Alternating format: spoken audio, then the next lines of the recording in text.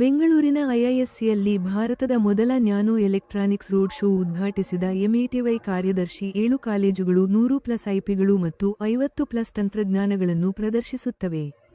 Bengaluru electronics ಮತ್ತು ಮಾಹಿತಿ ತಂತ್ರಜ್ಞಾನ ಸಚಿವಾಲಯದ ನ್ಯಾನೋ ತಂತ್ರಜ್ಞಾನ ಉಪಕ್ರಮಗಳ ವಿಭಾಗವು IISc Bengaluru, IIT Bombay, IIT Madras, IIT Delhi, IIT Kharagpur ಮತ್ತು ಐಐಟಿ ಗುವಾಹಟಿ ಸಹಭಾಗಿತ್ವದಲ್ಲಿ ಭಾರತದ ಮೊದಲ ನ್ಯಾನೋ ಎಲೆಕ್ಟ್ರಾನಿಕ್ಸ್ ರೋಡ್ ಶೋವನ್ನು ಮಾರ್ಚ್ 27, 2025 ರಂದು ಐಐಎಸ್ಸಿ ಬೆಂಗಳೂರಿನ ರಾಷ್ಟ್ರೀಯ ವಿಜ್ಞಾನ ಸೆಮಿನಾರ್ ಕಾಂಪ್ಲೆಕ್ಸ್ನಲ್ಲಿ ಯಶಸ್ವಿಯಾಗಿ ಆಯೋಜಿಸಿದೆ.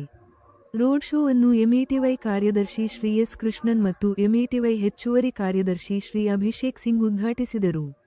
You are gathered here to work on this, to talk about this noble cause of promoting semiconductor industry in India. On behalf of our leader, Dr. Randir Thakur, and all of Tata Electronics employees, it is my privilege to represent Tata Electronics today and discuss the journey that we are on, which is to build India's very first commercial semiconductor fab. I will divide my talk into three sections. First, very quickly, how semiconductors have become so relevant in today's society.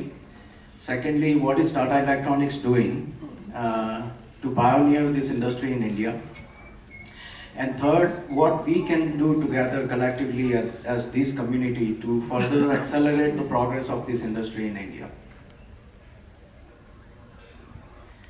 So in terms of importance, I think this audience knows it quite well by now. Semiconductor is the new oil. As of last year, when the advent of AI and ChatGPT, the importance of semiconductor has only gone up. It's become truly a hockey stick in terms of the consumption of semiconductors in all aspects of life, and this is only expected to grow substantially as we go forward. I would also like to point out that semiconductor industry also is very important from two aspects.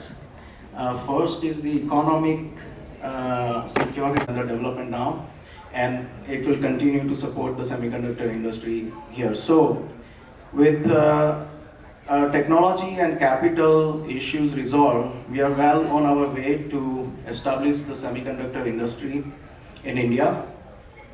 In addition to those, there are very significant tailwinds that support this industry. For example, India is a huge market.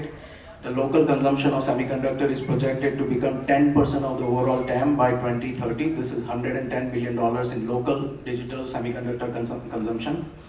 Geopolitically, India is being looked at very favorably. Many customers have knocked our doors and said, if you have this solution, we would like to have the manufacturing footprint in India, because they see India as a geopolitically favorable region. Cost competitiveness is another factor that will come into play, not in the initial years as we are building this technology, this industry in India, but if you project out 5 years from now, 10 years from now, cost competitiveness will be one of the biggest selling point of India as well. And then environmental sustainability. We are starting our fab with 100% green power, close to 100% water recycling. These are things that are very, very hard to achieve in a country like Taiwan, or even a country like US. So India stands to gain from environmental leadership and promote that aspect with the customers. Customers are very keen to actually buy their products that are produced in an environmentally friendly region. So now let me segue into what are we doing in Tata Electronics. We started the company in 2020, in May of 2020. It's been a little of, it's little over 4 years, going to be 5 years soon. There are 4 lines of businesses that we have started the company with, starting from design services, where we support our customers for any type of design need they have for their product, to manufacturing the chips, which is our foundry business, to packaging those chips, which is our OSAT business, to system level manufacturing, where we manufacture components and put the entire systems together, which is our EMS line of business. I am proud to say that we have, in the last 4+ years, we have made tremendous progress. We now have 7 sites, manufacturing sites.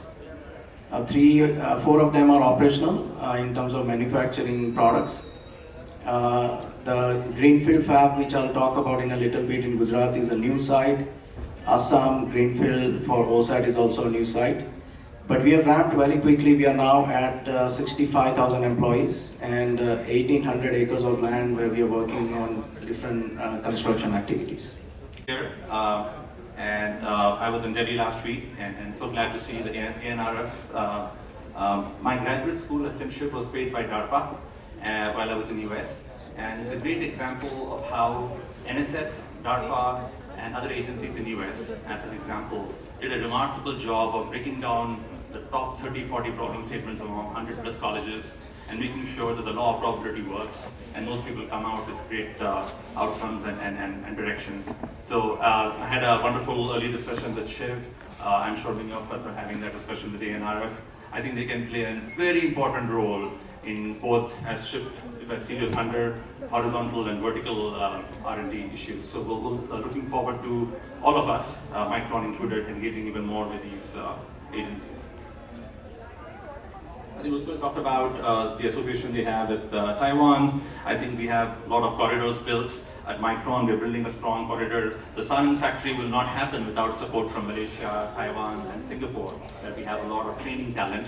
The engineering corridors also have to be created. We're working with NUS and NTU in Singapore and working with many top colleges in the country. I believe that we have to start thinking about how to shape these into, and we're in a very interesting, intriguing geopolitical world. It's a great opportunity to see how these corridors can go beyond MOUs and become more definitive ways of technology transfer, academic transfers. Imagine students in India studying in NUS or NTU for a couple of years, earning a dual degree program, creating a talent pipeline that can be feeding both these corridors, both ends of the corridor real effectively. I think already some very good start made. We have an opportunity to grow this even further. Global capability centers, we have the memory storage business. It's a very tough business. My chief business officer keeps telling this, reminding us that, hey, we're not running after mind share, or we're not running after bit share. We're running after gaining the appropriate part of the profit pool. We want to get a lot of profits in this business, and we don't get that by gaining more market share. And more market share is actually dilution of pricing. If you use that metaphor in engineering and GCCs, I'm very proud of what we all have built over the last 20, 30 years in India.